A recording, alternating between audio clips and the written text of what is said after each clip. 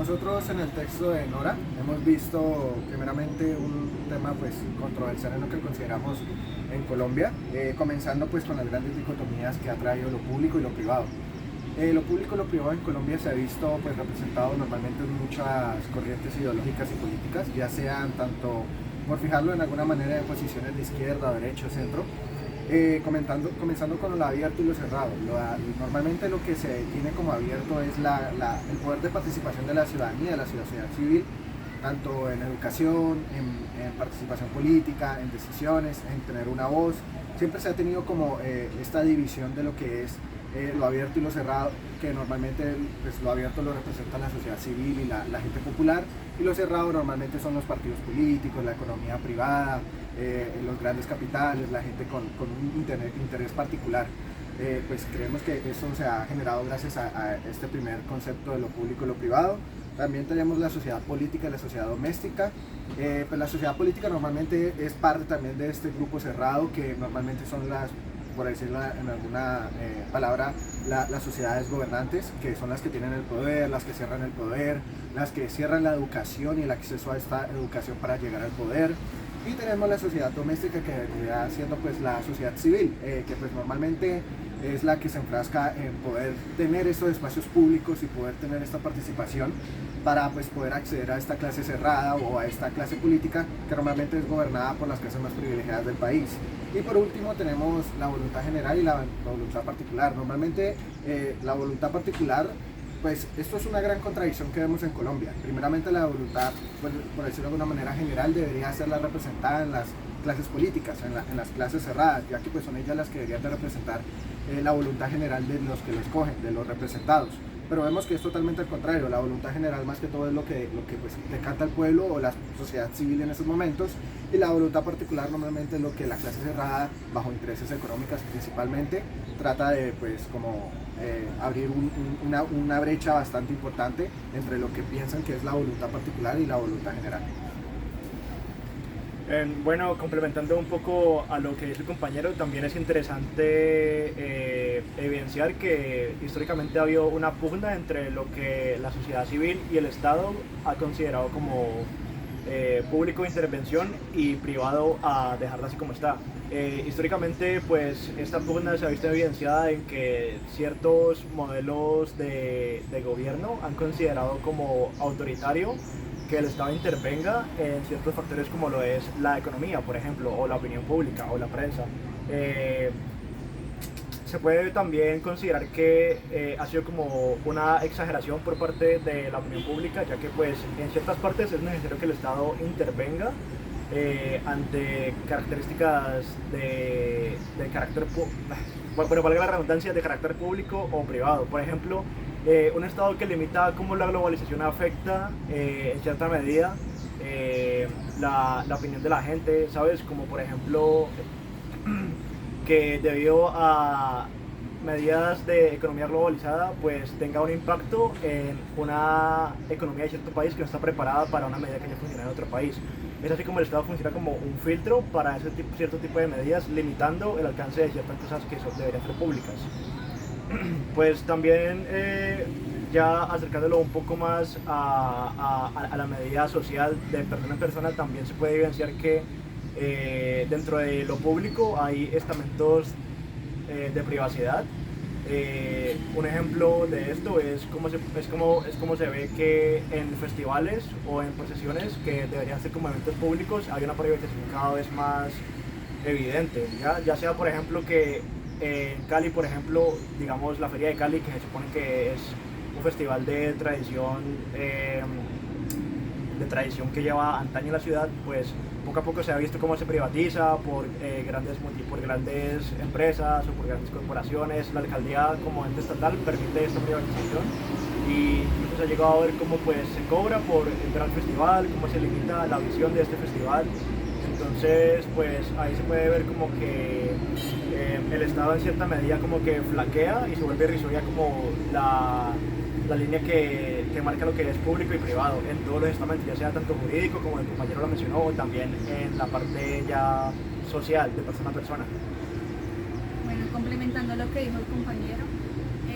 yo no solamente ha estado el Estado imponiendo esa privatización de lo público, sino también la misma sociedad. Y lo podemos ver en un caso muy conocido que es el de Bogotá, en el cual a dos jóvenes que estaban en un parque que son,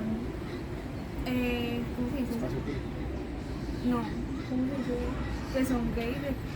y estaban compartiendo sus afectos amorosos. Dos señoras o una señora les privaron ese derecho a estar en un parque que es totalmente público y pues le vulneraron ese derecho, como le decimos. O sea, la misma sociedad le está imponiendo a la sociedad estar en lo que es de nosotros. Entonces ya no solamente es el Estado interviniendo en esa privatización, sino también la misma sociedad ante situaciones de, ¿cómo se dice? De discriminación. Bueno,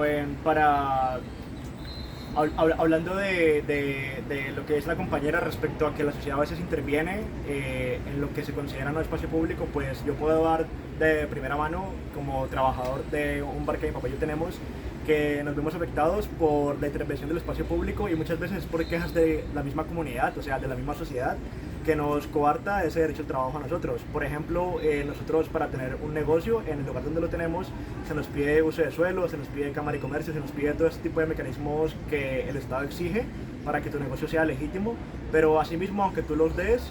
si la comunidad se queja o si la comunidad te pelea por la limitación de dónde pones tus sillas, si están en un andén o si están dentro de tu negocio, asimismo el Estado te manda a la policía o te manda a la alcaldía y estos pues proceden a hacerte medidas medidas de cierre o medidas judiciales o comparendos. Entonces, o sea, de esa manera se puede evidenciar como a grandes rasgos que hay una constante pugna entre lo que se considera público y privado en todos los ámbitos, desde el más pequeño como es un negocio local hasta el más grande como lo que es un Estado que coarta la entrada de la globalización en cierta medida a su país. También queremos pues como colocar en auge la importancia de este espacio público en la sociedad. Aparte de que pues también debemos reconocer que la propiedad privada o el espacio privado, por decirlo de alguna manera, es bastante importante en el desarrollo de una nación, primeramente económico. También queremos reconocer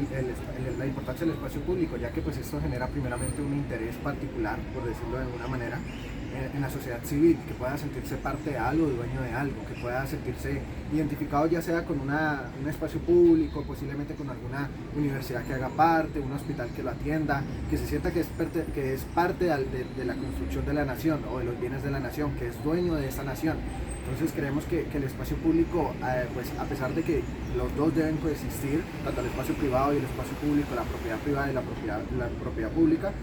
creemos que el espacio público es un buen mecanismo para que las personas puedan sentirse identificados y ver un sentido de nación más allá de que de pronto el de una bandera o el de simplemente el sentimiento patriótico. También hay que entender que pues ninguna de las dos medidas absolutas es totalmente buena, sino que más bien debe haber un balance entre ambas, porque no es buena ni la apertura pública de todo tipo de espacio, ni tampoco la privatización de todo tipo de ¿ya? Incluso algunos pensadores modernos han teorizado sobre la posibilidad de una policía privada, sobre la privatización de una policía que supuestamente funcionaría mejor, pues porque se vería limitada en estamentos burocráticos y también limitada en abuso de autoridad, al ser como un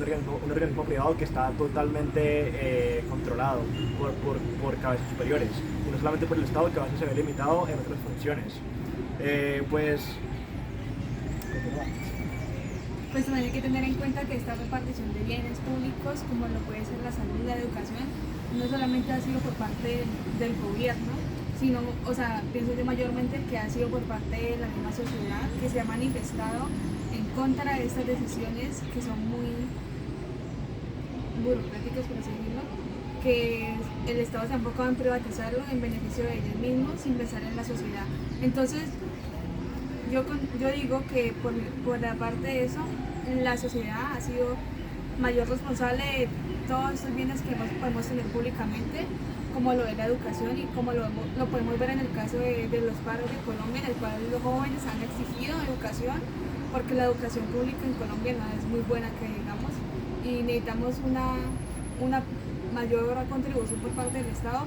por ese derecho que tenemos como ciudadanos.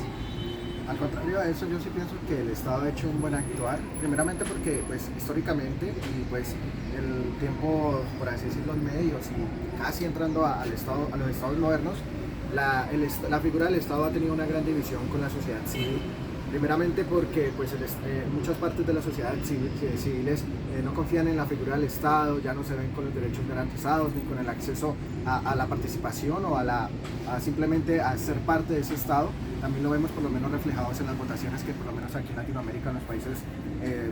del tercer mundo, se ven que son menos del 49%, en el mejor de los casos del 50%, y vemos eso como una gran participación. Y el Estado hizo un buen actuar, que fue poder ceder estos espacios públicos como un método de reconciliación con la sociedad civil, para que la sociedad civil se volviera a sentir parte de este Estado y a tener la confianza de este Estado, para poder el Estado seguir siendo legítimo y seguir teniendo reconocimiento a la sociedad.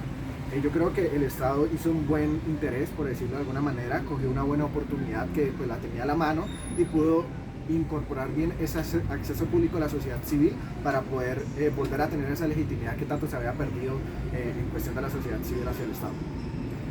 Aunque el Estado también,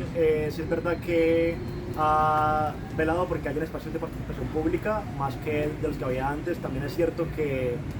no todas sus medidas han sido completamente eficaces, pues en muchos gobiernos del mundo se puede evidenciar cómo actualmente hay una ingeniería social y hostil por evitar que ciertas personas de la población, ciertas personas, por decirlo de alguna manera, indeseables o digámoslo así, que no están dentro de la jerarquía social, pues se ven excluidas de dichos espacios públicos o de dichos mecanismos de participación. Y pues es importante evidenciar que a veces el Estado peca de no tener en cuenta a este tipo de personas. Por ejemplo, en el caso de Colombia, recientemente con la presidencia actual es cuando recién se vuelven a tomar en cuenta mecanismos de participación para personas indígenas o para personas afro, de los cuales en gobiernos actuales prácticamente casi nunca se les tomaba en cuenta su participación en curules.